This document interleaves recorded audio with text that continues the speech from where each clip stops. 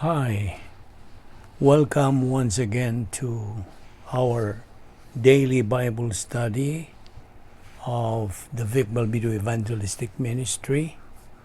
Today we are going to take up what are the two royal commissions of believers in Christ.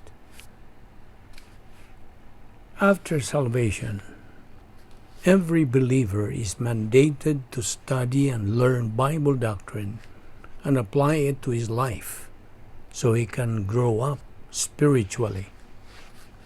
Every believer is appointed two royal commissions, that of a priest and that of an ambassador. As ambassadors, we are here in this world to represent the absent Christ. One of the functions as ambassadors is to witness to unbelievers and other forms of Christian service.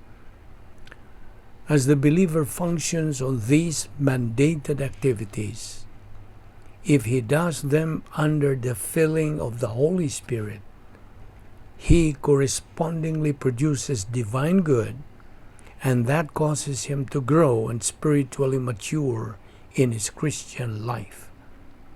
But doing these functions, be it as a priest or as an ambassador, his witnessing another Christian service is the cause and effect of his spiritual maturity.